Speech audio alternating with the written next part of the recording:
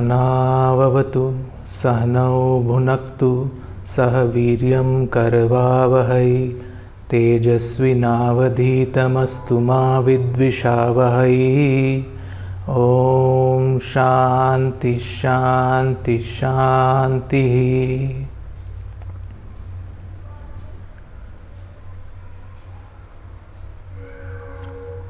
May we all be nurtured. May we all be protected. May we all do brave work. May our work be glorious.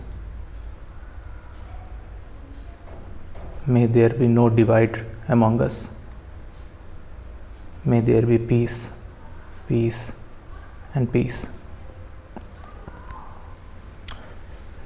Welcome everyone.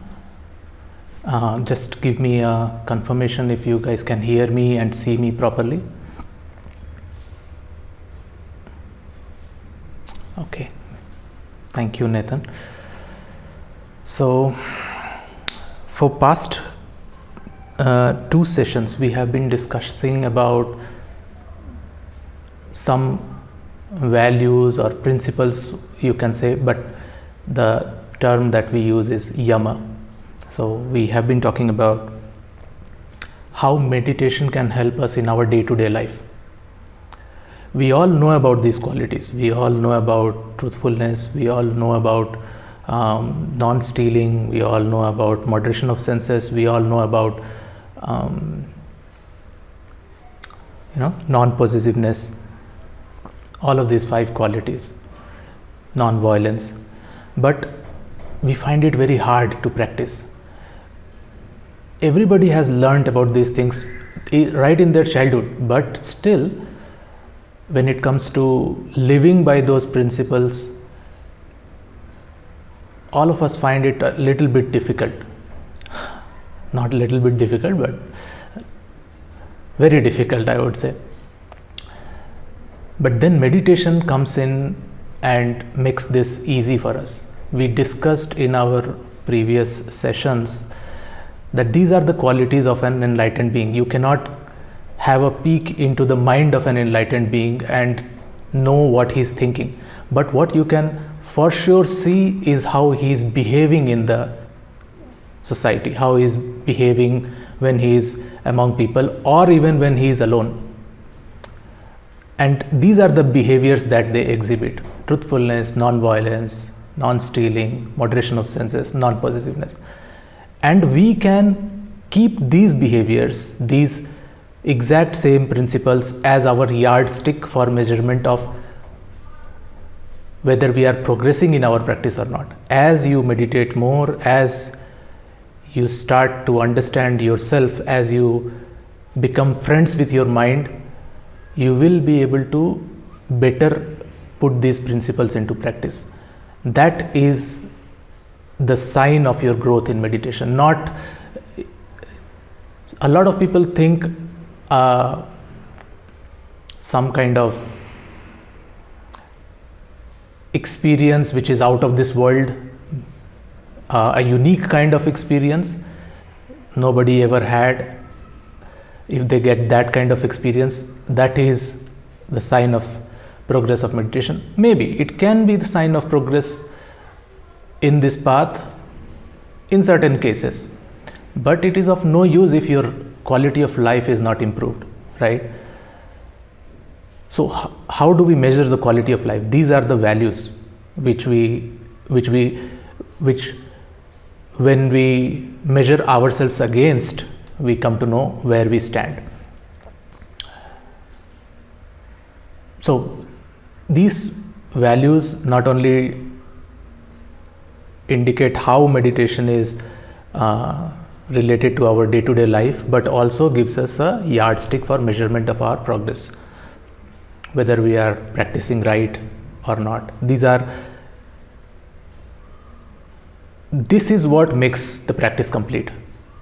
If someone just thinks that okay, meditation is a exercise of sitting 20 minutes, 30 minutes, an hour, 5 hours on cushion and just being their best while they are on the cushion and being their worst while they are in their life, meeting people, doing all sort of stuff, then that is just an exercise. Exercise just bound within the confines of that time, within the confines of the space, but it has to go beyond that. Your life has to become practice, and these are the values that you have to live by to realize that. But then another question also comes.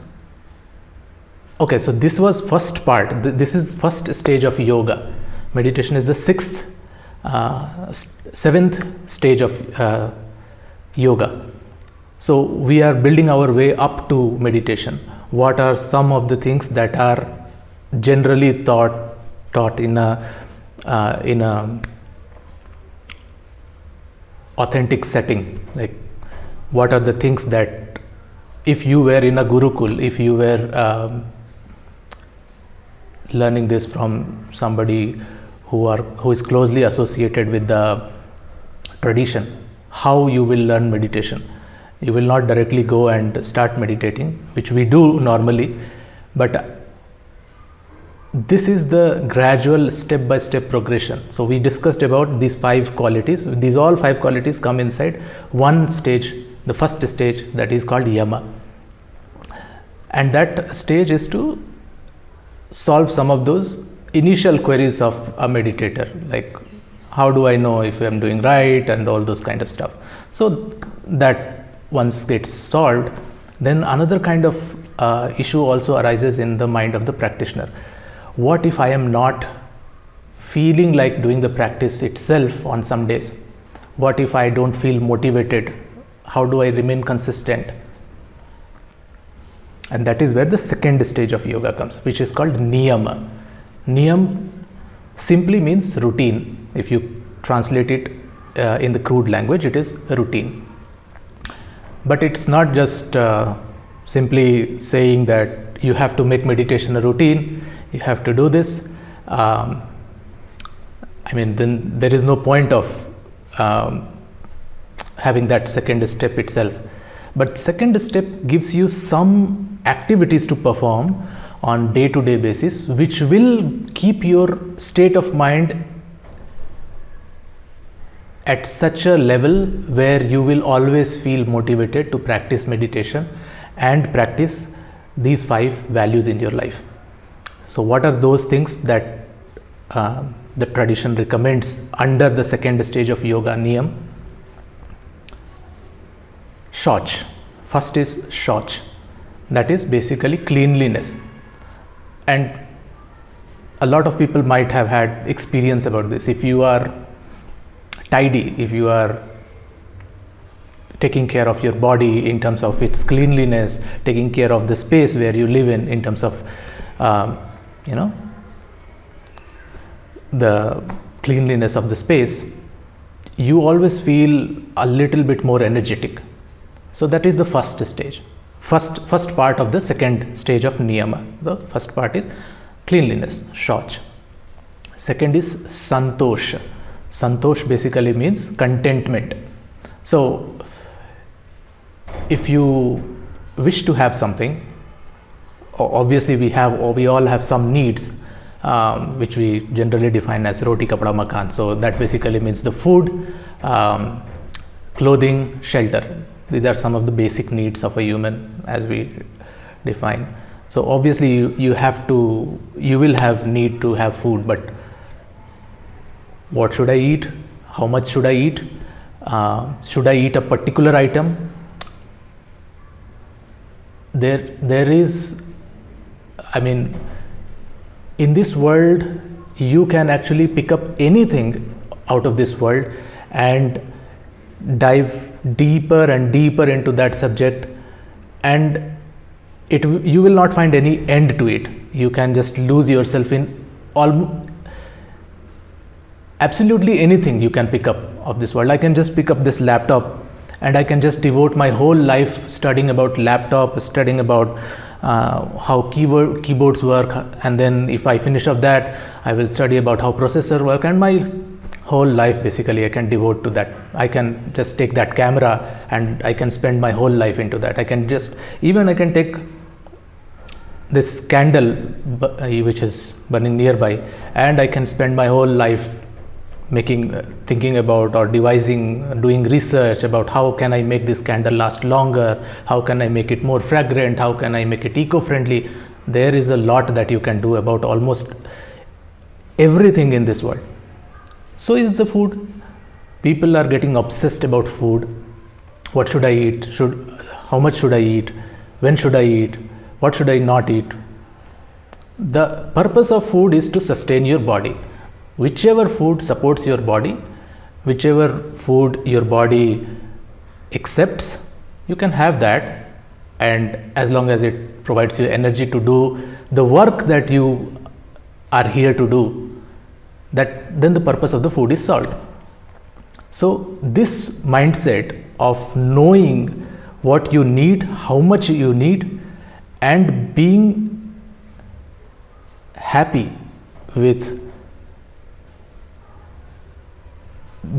when the needs are met, that is contentment, that is Santosha.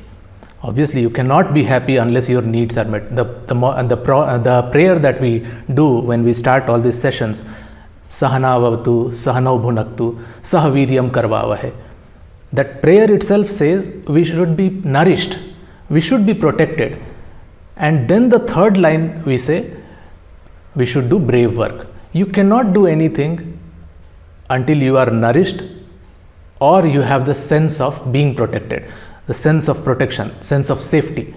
So those are basic requirements of a human being. So same is with the food, and same with any other thing in this life. Everything has a purpose. As long as the purpose is resolved, your needs are met, there should be a level of satisfaction, contentment. That is second after cleanliness, contentment. Third is tapa, austerity.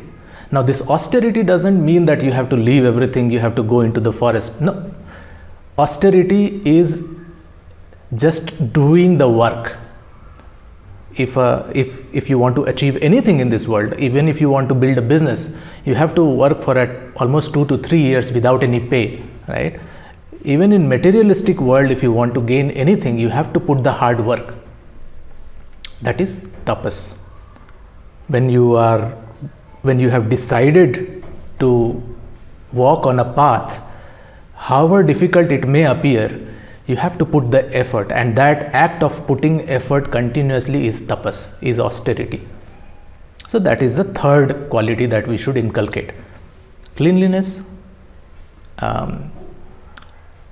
contentment, and austerity. Shaucha, Santosha, Tap. Fourth is Svadhyaya. Svadhyaya is self-study. Now, what is this self-study? Self-study basically means it has three different meanings basically, but generally what we understand by self-study is studying by ourselves, and that is also true. So every day we should read something about the path that we are trying to walk on. If we have begun meditating, we should also read a little bit, okay, what other people have discovered about meditation. What is the origin of this practice? Why it was designed in a certain way? Why it requires these and these restrictions, and why it does not talk about these and these aspects? A little bit of theory you should read every day about whatever you have chosen to pursue. That is first. Second, you have to read about other practitioners, other adept practitioners who have already walked on this path and have achieved things that you wish to achieve. Their life, when you read about their lives, their biography, their struggles, it gives you an insight about how those theoretical principles that you read in the first stage of Svadhyaya, when you read about the theory of meditation, when you read about the life of the people who have previously walked on this path, they show you how to put those principles into practice. So, those who are Hindu or belong to Sanatan Dharma, have any connection, what I am trying to say is you have to read scriptures, original scriptures, and then you have to read about ancient sages, how they have put those principles into practice in their life. Read about the biography of Swami Vivekananda, Swami Paramhamsa Yogananda, Sri Ramakrishna, Sri Aurobindo, Raman Maharshi. There are countless names who have realized the facts which are written in the scriptures. It's not that we are taking the scriptures and just because it is written in scripture, it doesn't become true. We have examples of people who have realized the things which are written in the scriptures. They have practiced it in their life, and we have so much to learn from their life. That is the second part of Svadhyaya. So first is reading the theory, second is reading about people who are practicing on the same path or have practiced previously on the same path, how they implemented those teachings, those theoretical things into their life. And the third part is Svadhyaya, is meditation itself. And when I say meditation, it is not a particular kind of meditation. When we say meditation in context of Svadhyaya, this basically means spending time with yourself. How you spend time with somebody before you become friends with them, right? You can't just go to a stranger and start having an in-depth, discussion about any topic which probably also involves their personal life, your personal life. This is not possible. You can't just walk up to any stranger and do that kind of discussion, right?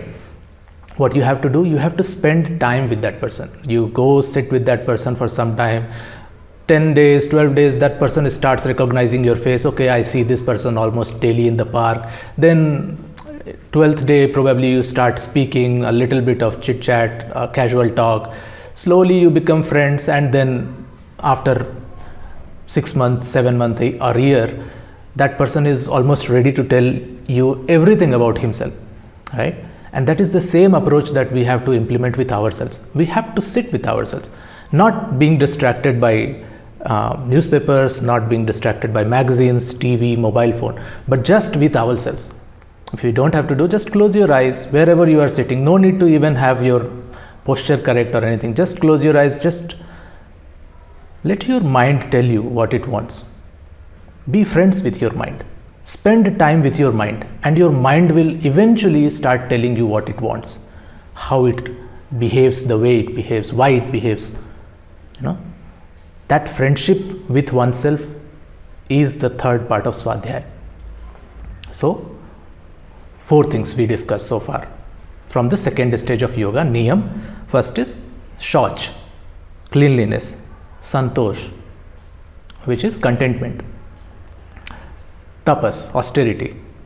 4th is Svadhyaya, self-study. And 5th is called Ishvara pranidhana. Now this is, a lot of people may find that this is not secular, because the word Ishvara is there in the word itself, Ishvara pranidhana,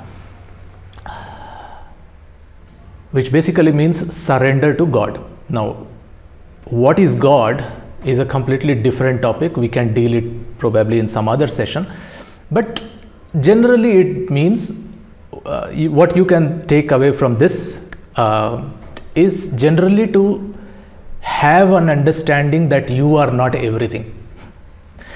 So when you try to do anything, when you try to achieve anything in life, you put your effort. That is fine, that is good, that is required.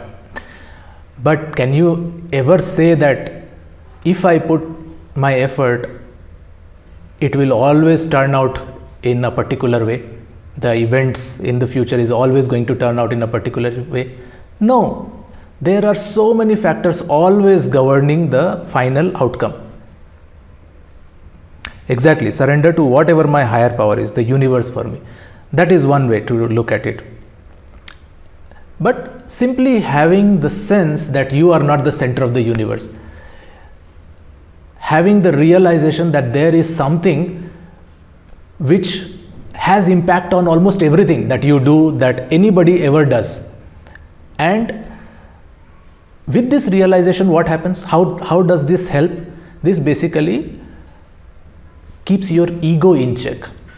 If you don't think in this way, what happens is every time you achieve something or you do not achieve something, your ego is going to either get inflated or deflated. So if it gets inflated, obviously you are going to walk proud among your friends, thinking you are the top shot.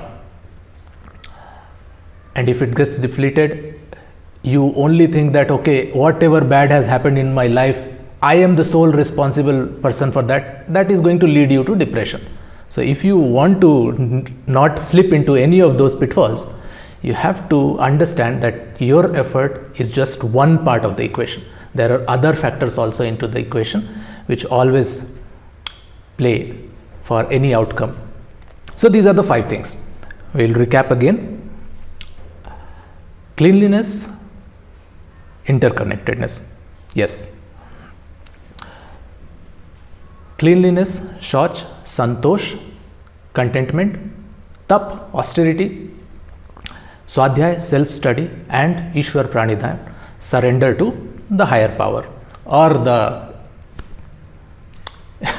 if you don't even want to say higher power, you can say other powers associated with everything, right?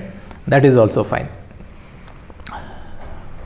So this is the second. And if you put all these 5 things into practice, you will always feel motivated to meditate. You will always feel motivated to be truthful. You will always feel motivated to have the attitude of non-violence, to have sense moderation.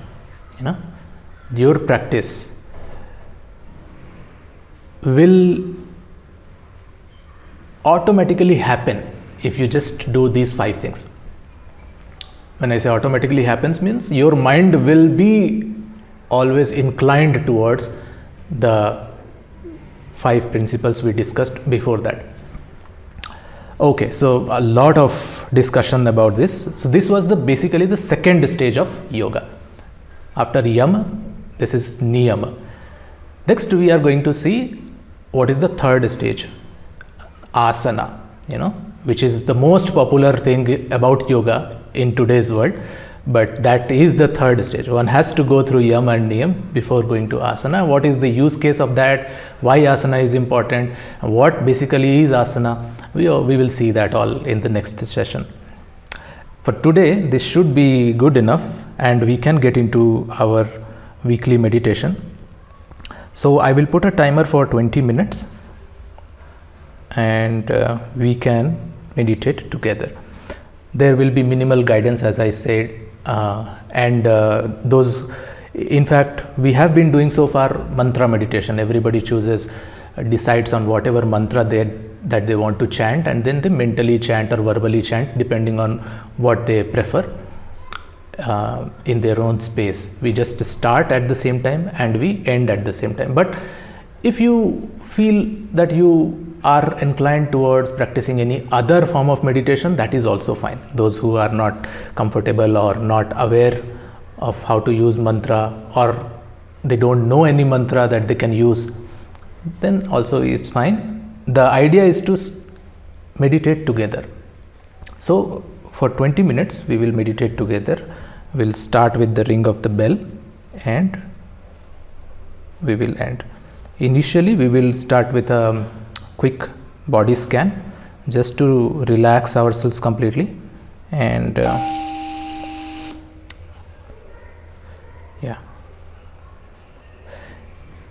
and after a quick body scan we can get into mantra chanting or breathing awareness or vipassana, whatever is your practice. So because that part is going to be different for everybody, there will not be any instruction in that part. Okay, so make yourself comfortable, rock yourself back, forth, sideways, just to find a comfortable position in which you can sit for next 20 minutes without moving or moving minimally.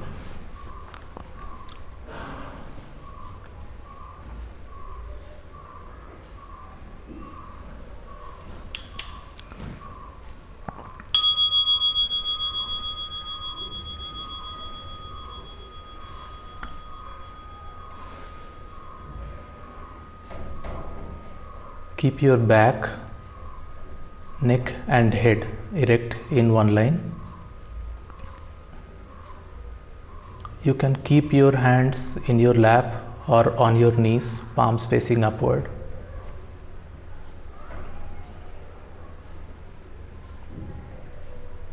Those who wear spectacles can remove their glasses.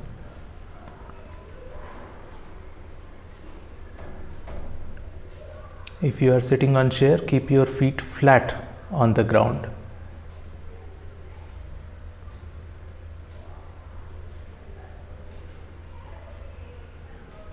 Let's take 3 deep breaths. Inhale and exhale.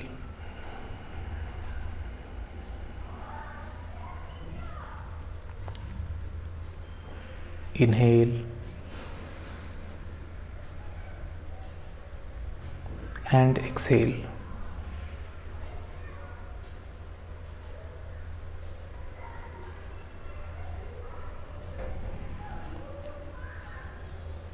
Inhale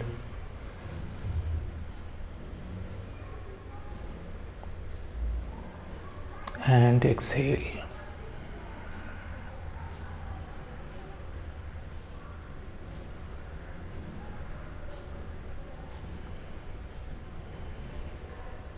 Now bring your attention to top of your head.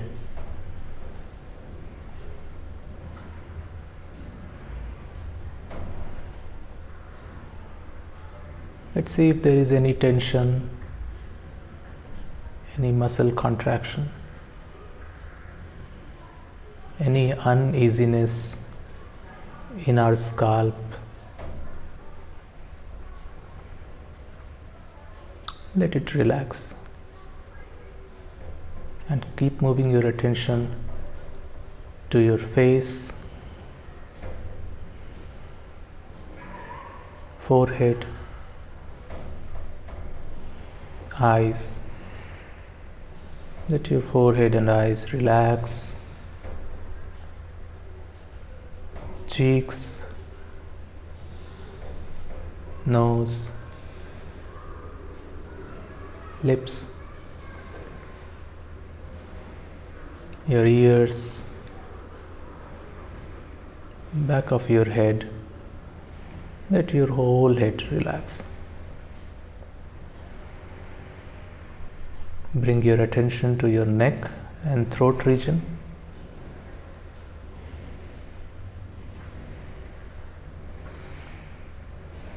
Let any tension in your neck, back of the neck, throat, melt away.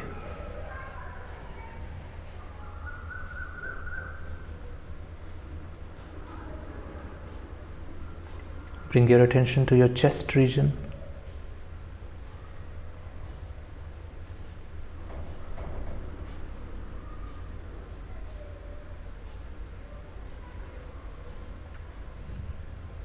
Your trunk, your belly. Let it all relax.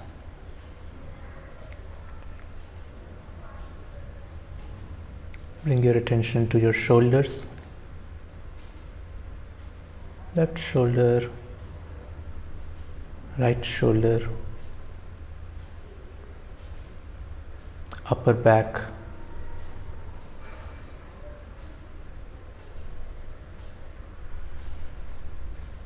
your spine, muscles on either side of your spine, Let it relax. Lower back. Let all of this relax.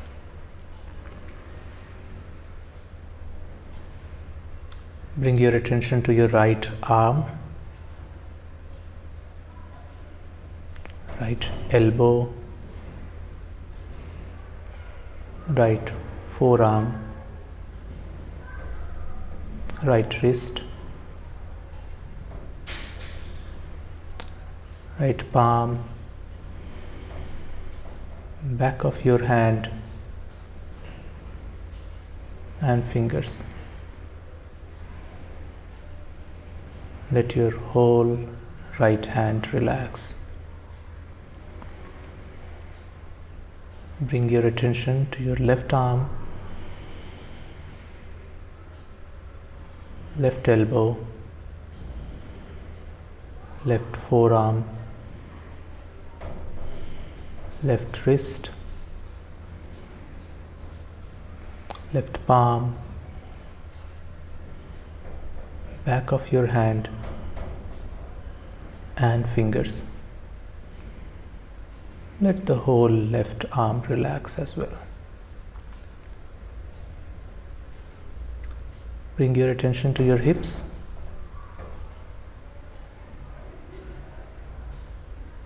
Your right thigh, right knee,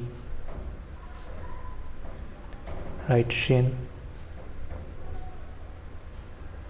right ankle, right foot and toes. Let your complete right leg relax. Move your attention to the left thigh, left knee, left shin, left ankle,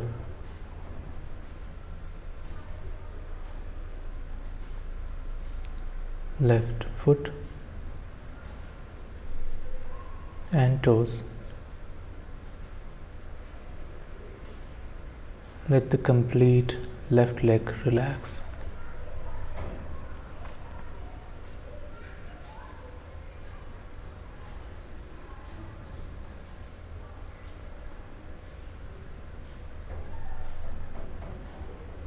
Breathe normally.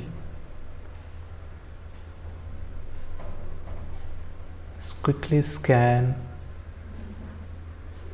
and let your whole body relax.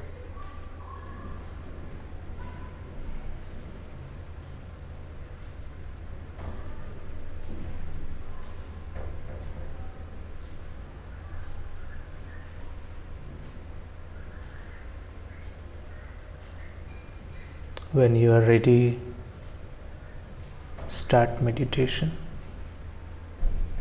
Start chanting your mantra or being aware of your breath or any other method that you prefer.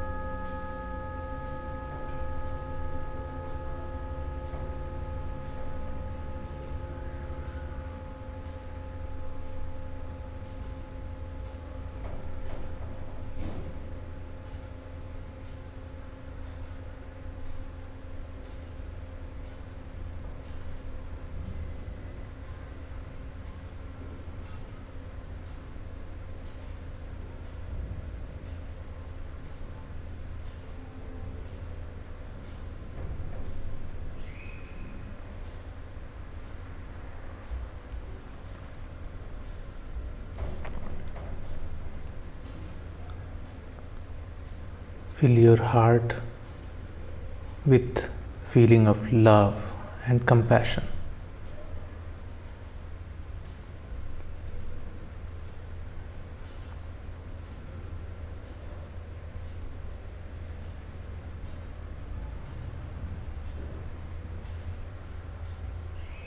Feel pure love.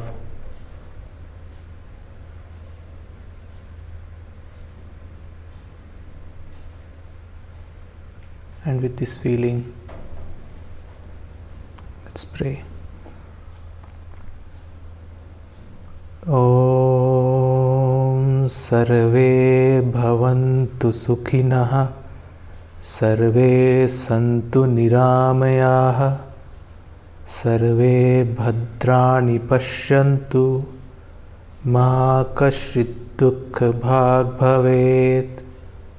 Om Shanti Shanti Shanti.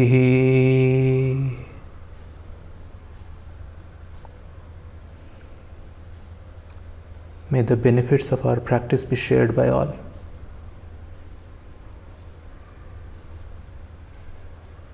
May all be happy. May all be healthy. May all see good. May nobody ever suffer. May there be peace, peace, peace. Join your palm, rub them against each other. Cup your eyes with your palm and slowly open your eyes looking at your palm.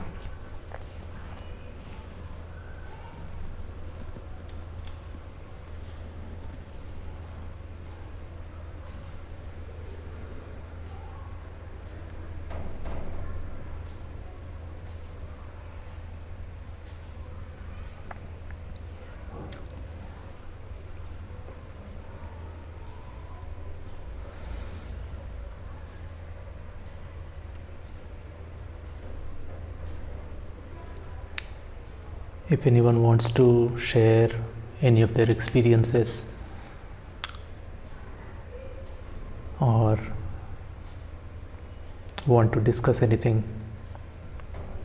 they can raise hand and join me on stage, or they can type in the chat.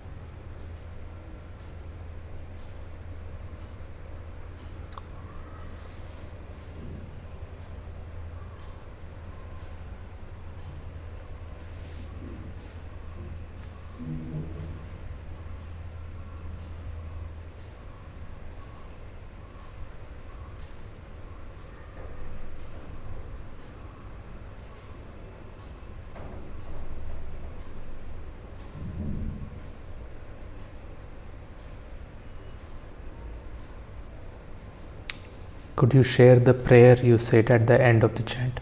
Yes, I'll share that.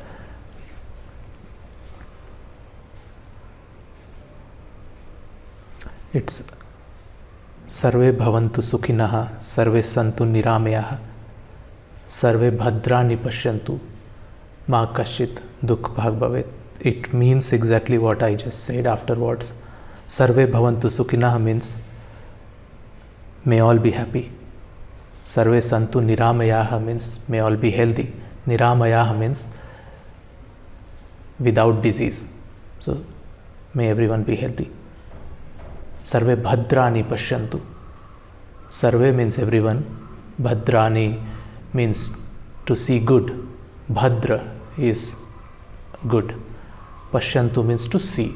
May everybody see good in everybody, in everything. Everything and everybody has both the qualities, positive and negative. May we be able to see the good in everything. That's what it means. Sarve bhadrani pashyantu. Ma kaschit dukh bhag bhavet. May nobody ever suffer. Ma basically means no. Kaschit means ever. Ma kaschit dukh bhag bhavet. Dukh is a very popular word, is sorrow. Bhag bhavet basically means to have sorrow. May nobody ever suffer or have sorrow for anything.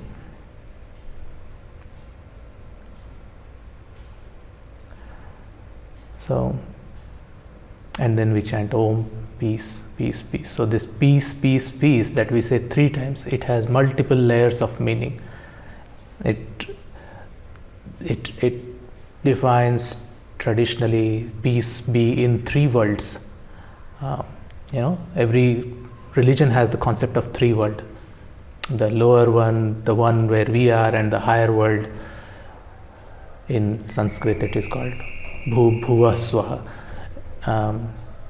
It also means may there be peace of the 3 kinds. So there are 3 kinds of sorrow in this world. One is Adi Daivik, another is Adi Bhautik, and third one is Adhyatmik. So there are causes of unhappiness which emerge out of Adi Daivik means, we say it's godly means, but it's natural causes. For example, there is earthquake. For example, there is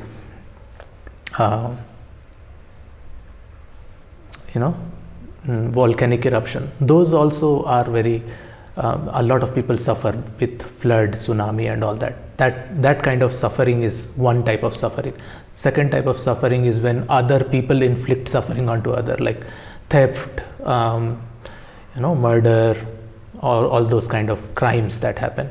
That is called Adi Bhautik. And the third kind of suffering is we inflict on ourselves, thinking about the past again and again. Oh, in my past things were so good. Worrying about the future, what will happen in the future, I don't know. Oh my God, how can I live there? How can I do this? What will be my life afterwards, and all that stuff. So that is the third kind of suffering. So peace, peace, peace, when we say, we basically address these 3 kind of issues, and we say, may there be peace for Adi Bhautik sorrow, may there be peace for Adi Daivik sorrow, may there be peace for Adhyatmik sorrow. So that's the meaning for 3 times when we say peace. Shanti, Shanti, Shanti. And Om is the primordial sound. Om can itself take multiple lectures to understand what Om is. But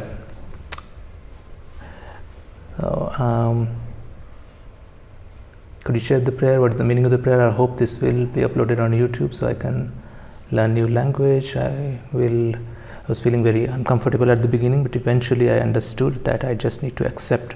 Yes, this acceptance is Santosha, which we talked about. There is nothing actually wrong in having a little bit of discomfort, and there will never ever be a situation where we will be completely comfortable. Why? Because the level that we have decided is now called discomfort. That level itself will rise. So suppose, can you completely eradicate poverty out of this world? No, because if you say somebody earning $10 is poverty today, and if the average wage increases and now nobody earns $10, somebody will be earning $10,000, and if that is the least among everybody else, so everybody else is earning 50,000 and somebody is only earning 10,000, now that is poverty. So discomfort is also like that. Your level always it keeps shifting, so you will always have some discomfort, and it's okay to accept some discomfort. I'm feeling, and then I did not suffer as much. Exactly. So Buddha has this story of 2 arrows. So one arrow is what nature throws at you, and the other arrow is you yourself take and poke yourself with. That second arrow is suffering. You cannot avoid pain. Pain is inevitable, but suffering is optional. Meditating on the discomfort is a good practice. I will bring you on my knife. Finish this thought, Coco? Yes, sure, Coco. Please join. Hi, can you hear me? Yes, I can hear you. Okay. First, I want to say thank you so much for the meditation. It was really great and relaxing. I can hear my echo, by the way. Yeah, because I'm not wearing headphones today, but I will mute myself while you talk so that people don't hear echo. Okay, perfect. Thank you. So I have two questions. When you asked whether we have questions, two things popped up for me. The first one is I feel like on days where I meditate, especially in the morning, and today I meditated in the morning, and now I've meditated with all of you. It kind of changes my perception of time. It feels like the day is longer. I have more time. I just wanted to ask for your thoughts on basically meditation in relation to like a perception of time. I was thinking that, I'm more intentional in my day or just some loose thoughts around that, but I'd like to know your thoughts on it.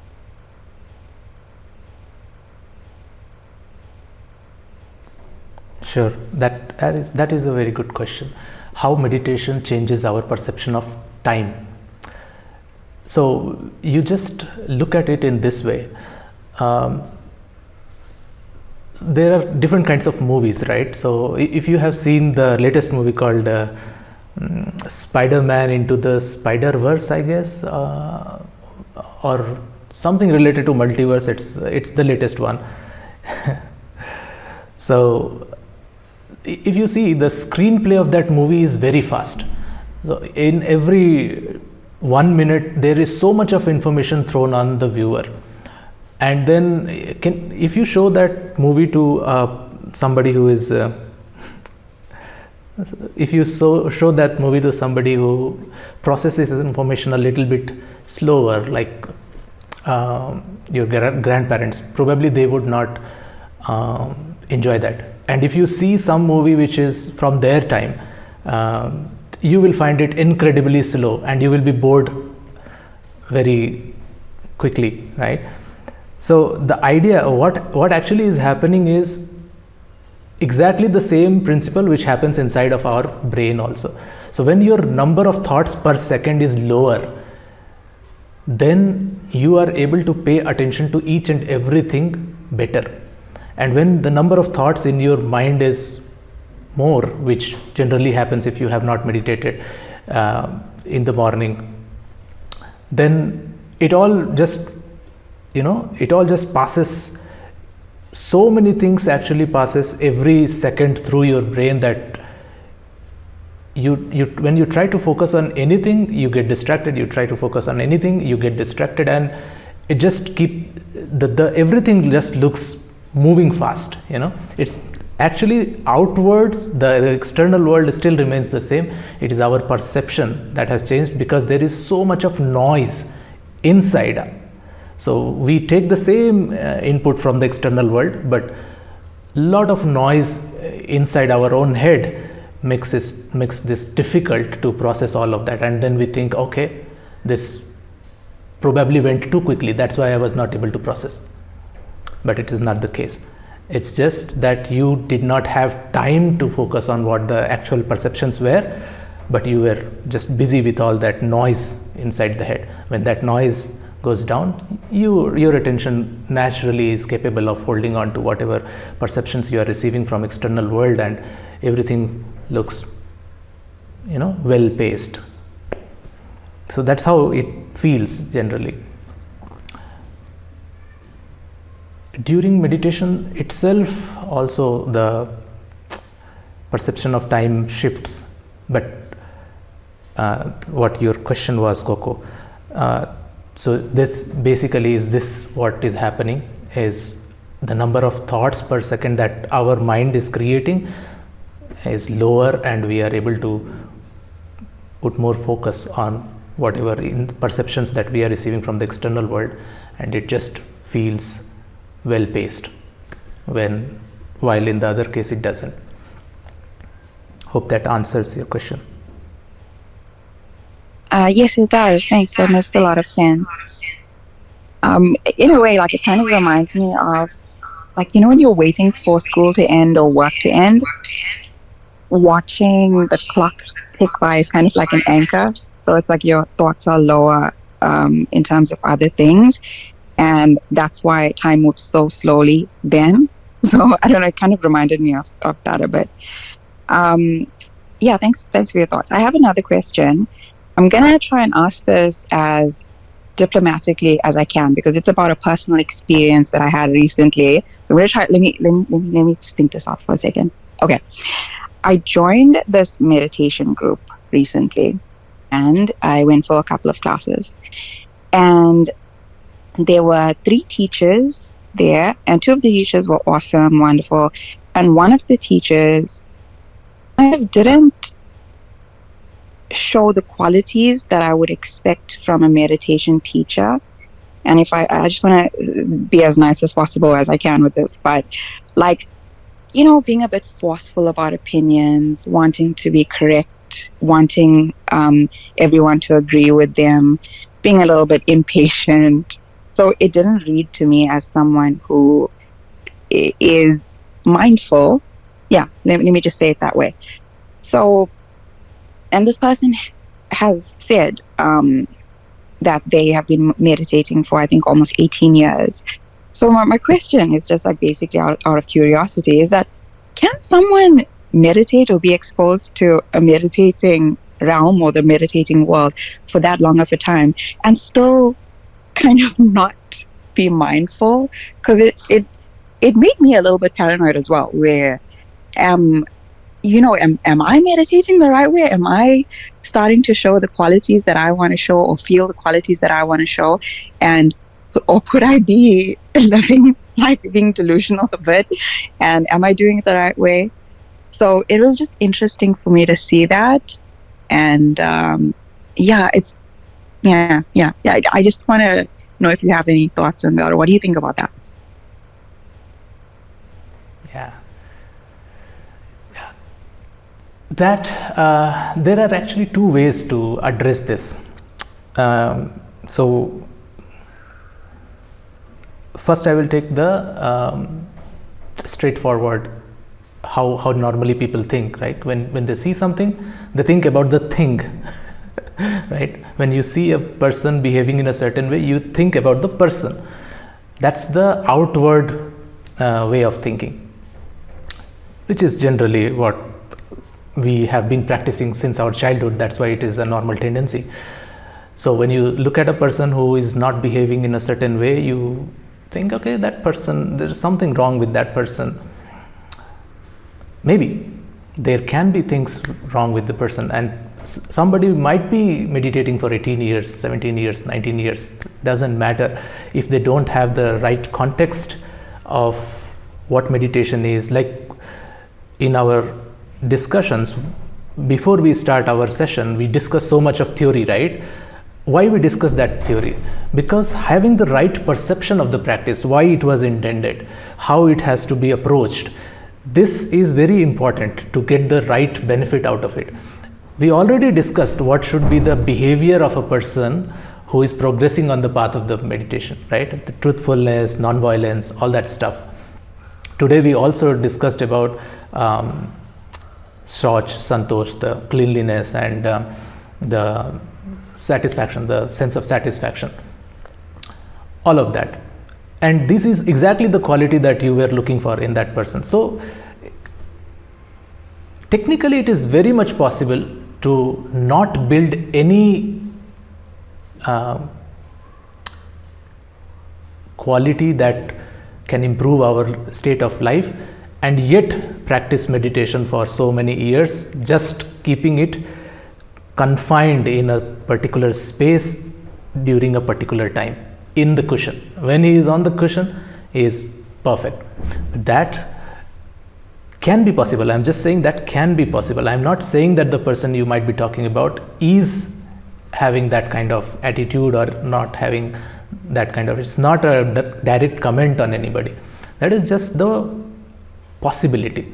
So I am saying that there is a possibility. Now coming to the second way of looking at it, which is my favorite. So when we are into spirituality, when we are talking about adhyatma, when we are talking about self, when we are so much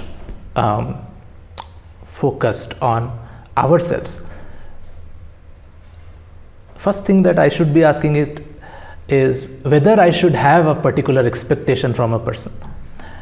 Okay, I understand that he is a meditation teacher, so we associate certain qualities with meditation,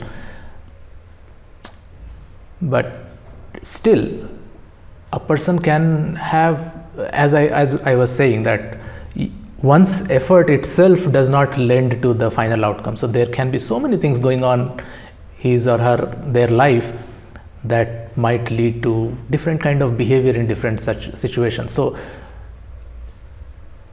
we need to look from that perspective, that am I looking at the person and accepting the person as he is, or am I making a judgment?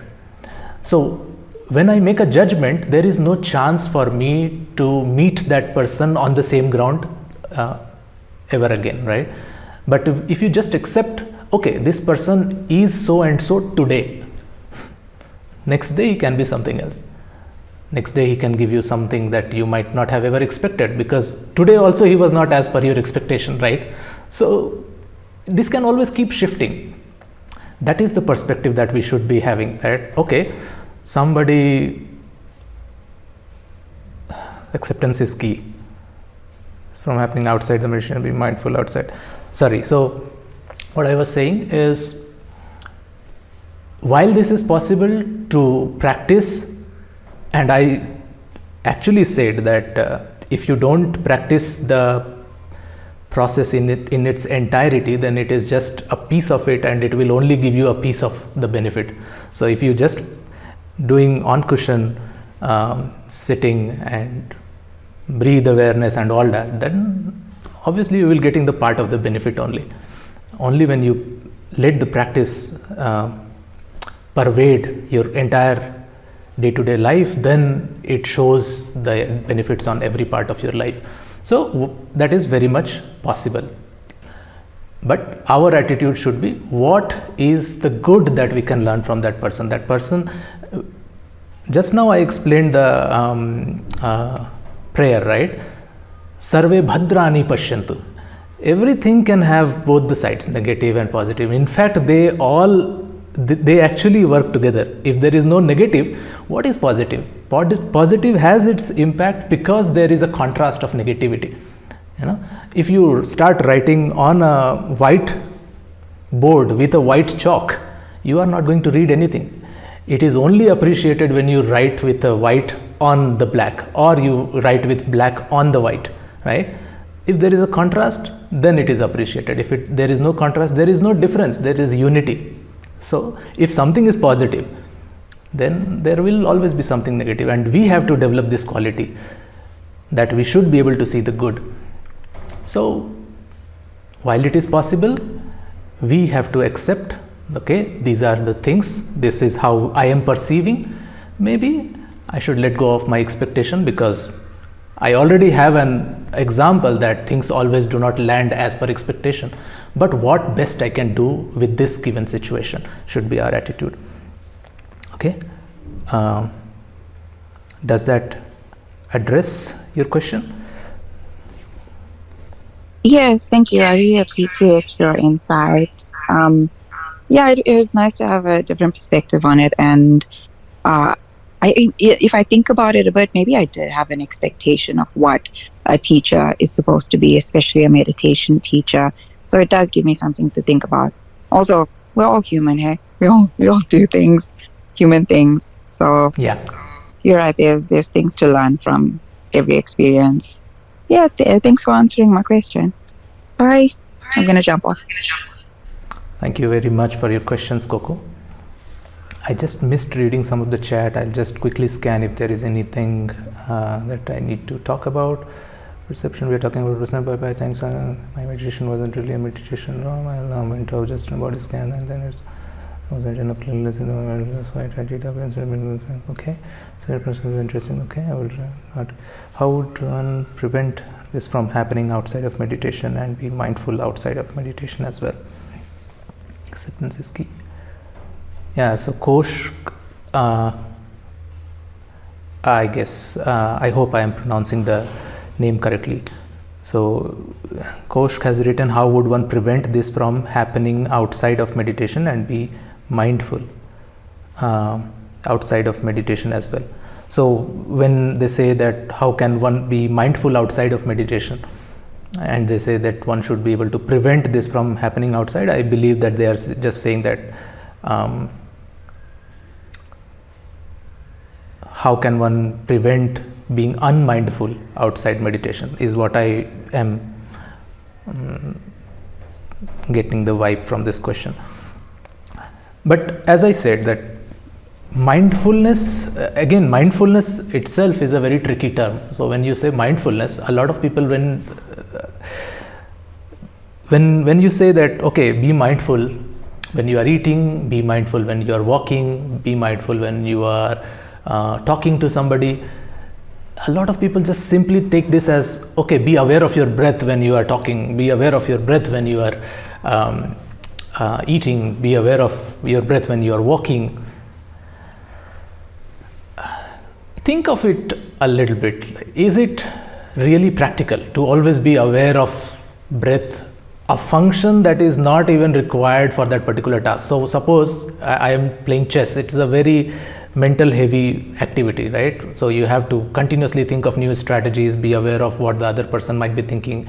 It's continuous thinking game, and at that time I be aware of the sensation in my left little finger, left toe, little finger. It's really irrelevant to that particular context. Mindfulness, to me, it means being aware of what you are doing in what situation and fully giving your effort into that. So if you are walking, when I say be mindful when you are walking, means you pay attention to everything around, you pay attention to your steps, you pay attention to how your body flows during you walk. When you are talking, pay attention to what the other person is saying, pay attention to what emotions they are expressing, right? Then only you will be able to connect better. If you just move your attention inwards and just keep focusing on your breath and let the other person speak to their heart and content, and you just are focusing on your breath and then say, okay, I missed, I was just focusing on that's not a good thing to do, right? It's kind of an insult to whoever the person you are talking to. So pay attention. 100% of your attention should be on what the person is saying. When you are eating, your 100% of attention should be on the food that you are eating. So if you might have seen the videos of mindful eating where you take the food, you smell it, you try to hear the sound of it. In India, there is a practice of eating with hand. That is, why is that there? Because you are, by using your hands to eat things, you are also taking the feeling of touch. You are involving all of your 5 senses into the activity of eating, right? You are already seeing, you are already smelling when you are chewing, or when you are tearing the food apart with your hand, creating a morsel out of it. You are already hearing the sound of it. When you touch, your fingers, your skin come in contact with the food, you also activate this sense. So eating with hand is basically one implementation of mindful eating in India, right? So that is what it meant when you live mindfully. Whatever you do, pay your full attention to that activity. If you try to divide your attention by doing anything which is irrelevant to that activity, whether it be paying attention to your breath, whether it be paying attention to the breeze which is hitting on the upper back of, it doesn't matter, right? It will only degrade the quality of your work. If that is taking 1% of your attention, probably that 1% of attention can come in here. You can focus that in your activity, and your activity can become 1% better, right? Your action in that activity can be 1% better. Why leave even that 1% of chance to do the right work, right? So unless it is your goal to mindfully not work to your capacity, which will be very hilarious thing to do, but that is how you be mindful outside of meditation. You decide a work that you are going to do, You remove all distraction, you decide how much duration you are going to do that work for, and put your full attention into that work. Just like in meditation, we bring our attention back to the breath, back to the object of meditation. If we are doing mantra, we bring our attention back to the mantra. Same way, exact same methodology. If you are writing and you started daydreaming, bring your attention back to the writing. Okay, where was I? Okay, I should stop daydreaming and I should continue writing. If you are reading and suddenly you are lost in thought, come back to your reading. The same exact process that you do on the cushion has to be done in the actions that you do in your life. Hope that answers your question. Thank you very much for the question, Koshka. Okay, is there anything else? I think, okay, Doron is typing.